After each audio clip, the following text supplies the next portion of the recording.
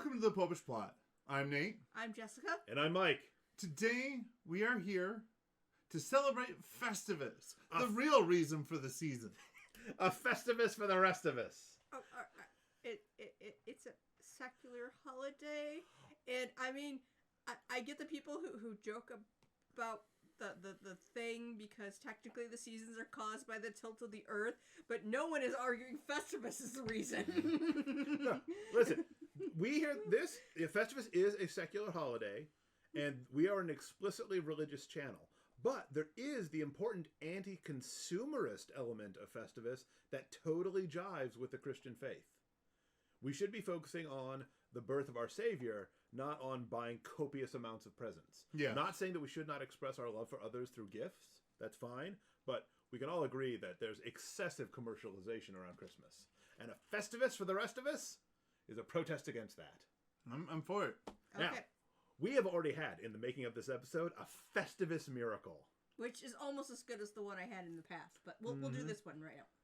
Now, of course, a Festivus miracle is when you attribute something easily explainable to being a Festivus miracle. That's right. It actually is something that for which there is no miraculous explanation. At all. No At one's all. getting made a saint out of Festivus miracle.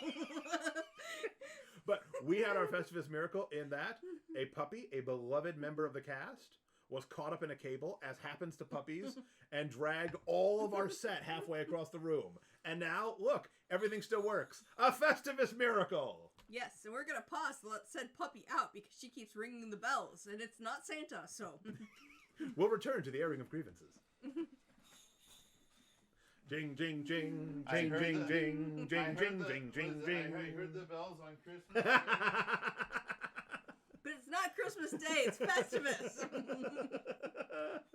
So, we have all the elements necessary to celebrate Festivus, in addition to a bonus Festivus miracle. We have an unadorned metal pole.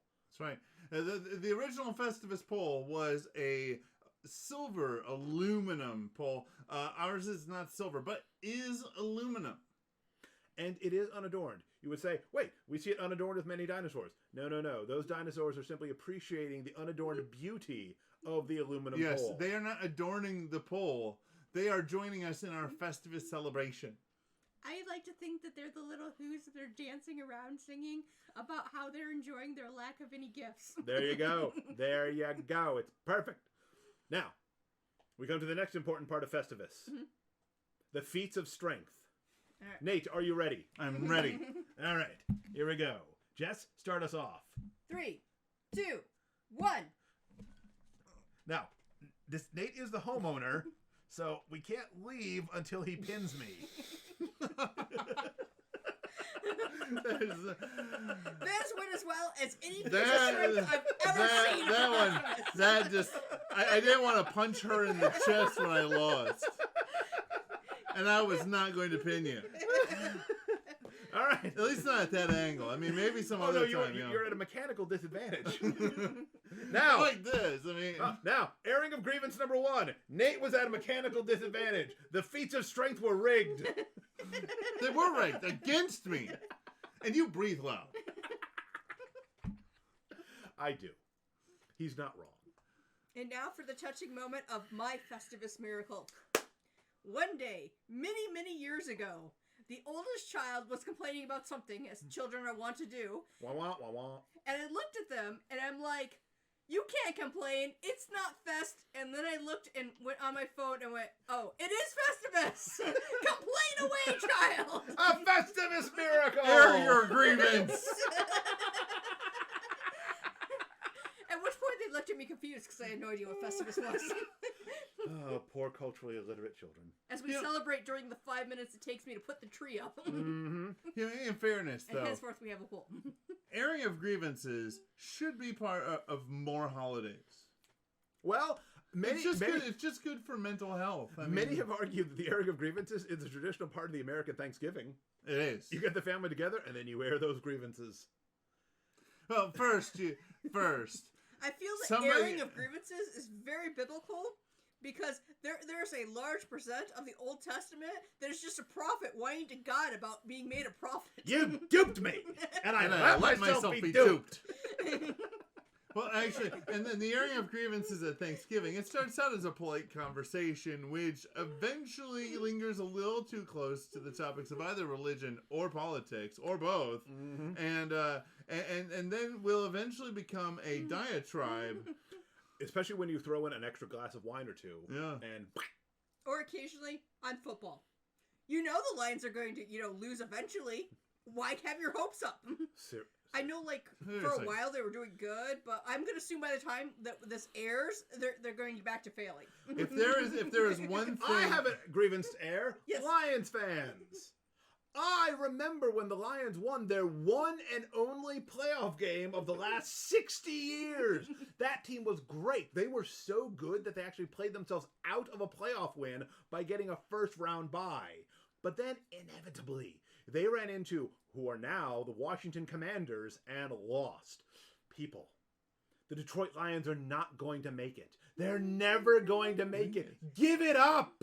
I feel like we should, just, pencil in at the end of our Bible and the Detroit Lions win the Super Bowl for, this is the end times. I mean, it works because we've been in the end times since, the Ascension. Exactly. In these latter days, the Lions will win the Super Bowl. But if the Lions win the Super Bowl, I'm going to be like, totally hey, the end of the world. When's the next confession time? Just in case. Totally the end of the world. If there's one thing that the city of Detroit can reliably produce, at least in the realm of athletics, it's choke artists. These people are really good at building up your hopes, just to dash them.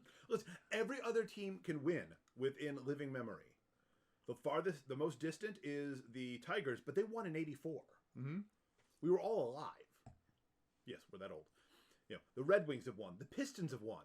I blame the Tigers losing from then on my sister because that was the year she was born. Well, the Red Wings and the Pistons have won Way multiple... to go. Way to go. And they were, famous at being good at winning. The Red Wings and the Pistons have won multiple times. Mm-hmm. The Lions have not... They've never even been to the Super Bowl. They have not won the NFL championship since 10 years before there was a Super Bowl. We should have the Super Bowl more often in Detroit because then we won't have any hometown bias. XL, baby. Super Bowl XL. So, we've aired grievances. We've experienced multiple Festivus miracles. We've demonstrated feats of strength, which created more grievances. It's been a great Festivus. And we have a poll. We have our simple, unadorned aluminum pole. It's a Festivus for the rest of us. I still don't know why we're doing this episode, but I'm okay with that. Now, in all honesty, I don't know why we're doing this one either, other than the fact that it's fun. But in all seriousness, we need to make sure that we are focusing on the real reason for the season. The tilt of the earth. All right, well, that is a reason for why there are seasons. But the Christmas season, I mean. Oh, yes. Even with my very bad Latin, I understand that this means the Mass of Christ. It's only 2 days away. And Puppy is super excited if you can hear her barking in the background. Should we pause again? Or just keep going? No, just keep going. We're almost there. We're just taking it home. But really, it's a time for family. Mm-hmm. Yes, it is a time for gifts, but the gifts should not overstate the purpose. The purpose is to remind us of the gift that we all received. One day in the middle of the desert. Well, one night, I don't know. Sometime in the... They're not really clear. I mean, the pictures always assume it's night, but... Well, it's better to see because they were looking for a place to stay, so they, But nonetheless, God came down, inhabited human form, and brought to us the salvation that we could not, through any other means, obtain. It's the most joyous thing there could ever be.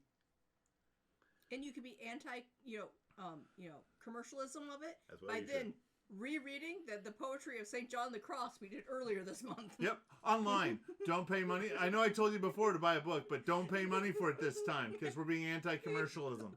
No. Because if you only pay it, if you buy it essentially at cost, That's it. That's kosher. That's fair. God's not against people making a living. The Yeah. labor deserves his wage. Yes. But the gospel of Jesus Christ is for everyone. It is the Festivus for the rest of us. So it's only 2 days away. It's exciting. We've spent almost 4 whole weeks in Advent. It's the longest possible Advent. And it's almost over. And if you're not chomping at the bit for it to come, what are you doing wrong? Baking so many cookies. And it's possible that you work at church, and so you're just recognizing that over the next few days you're essentially going to live there. Yeah, Don't remind me. but it's nice. Sometimes when they do the Another warm-up grievance. song, they sing about us sitting in the pew once per year. So, it's still our pew. We will fight you for it. So continue preparing for Christmas. Go down below and hit that subscribe button and the bell next to it to get notified when new episodes come out. Hit that like button. And until next time, remember to live your faith. Love your faith. Share that love. Christmas is just 2 days away. It's totally like a light fight because it's like an 80-year-old guy who wants to see it otherwise. Just eye stares. And we'll fight him. I'm actually afraid of him.